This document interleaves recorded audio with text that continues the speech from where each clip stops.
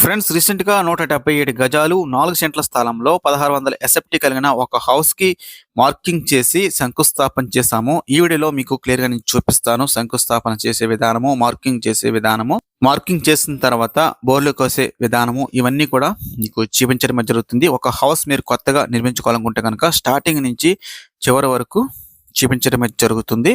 ఇక్కడ మనం starting marking చేసి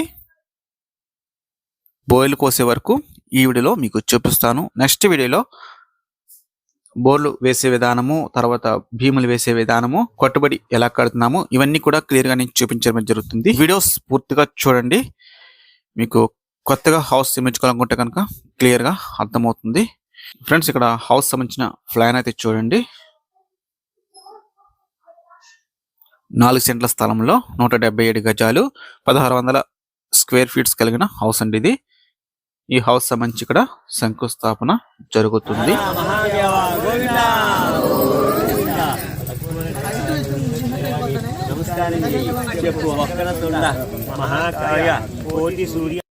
ఫ్రెండ్స్ అయితే ఈ హౌస్ సంబంధించిన ప్లానింగ్ సంబంధించి ఒక స్పెషల్ వీడియో చేశాను. మార్కింగ్ చేసే విధానము క్లియర్గా నేను చూపించడం జరుగుతుంది. ఐమూల ఏ విధంగా వేస్తామో, మూలమట్టం ఏ విధంగా వేస్తామో అన్ని కూడా నేను క్లియర్గా చూపించాను. చాలా వీడియోస్ ఉన్నాయి మన ఛానల్లో, ఒకసారి అయితే చెక్ చేయండి.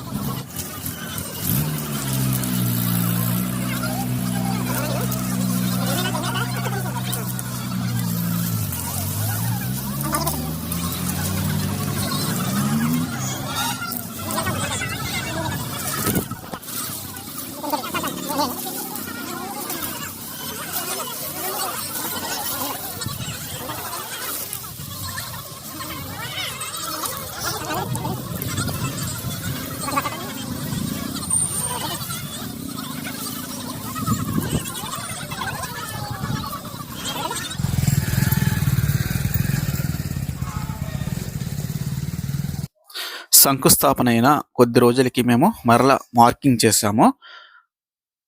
మార్కింగ్ వచ్చేసి ఐమాలన్నీ కూడా పర్ఫెక్ట్గా సరిపెట్టుకున్న తర్వాత మార్కింగ్ చేసి బోర్లు వేస్తున్నాము. మెయిన్ పిల్లర్ బోర్ లోతు వచ్చేసి 12 అడుగుల నుంచి 13 అడుగుల వరకు తీయటం జరుగుతుంది. మనకి శాండ్ తగిలే వరకు ఇక్కడ బోర్లు తీయటం జరుగుతుంది. ఒక పక్కన మనకి 12 ఫీట్లకు వచ్చింది, ఒక పక్కన 13 ఫీట్లకు వచ్చింది. మెయిన్ పిల్లర్ సంబంధించి అడుగు సైజులో బోర్లు వేయటం జరిగింది. ప్రతి 9 ఫీట్లు లేదంటే 10 ఫీట్లు మధ్యలో ఒక డమ్మీ బోర్ అయితే వేసాము. నెక్స్ట్ వీడియోస్లో వీటికి ఏ ఐరన్ యూజ్ చేస్తున్నామో పూర్తిగా ఎక్స్ప్లెయిన్ చేస్తాను. వీడియో నచ్చితే లైక్ చేసి సబ్స్క్రైబ్ చేయండి. Thank you so much.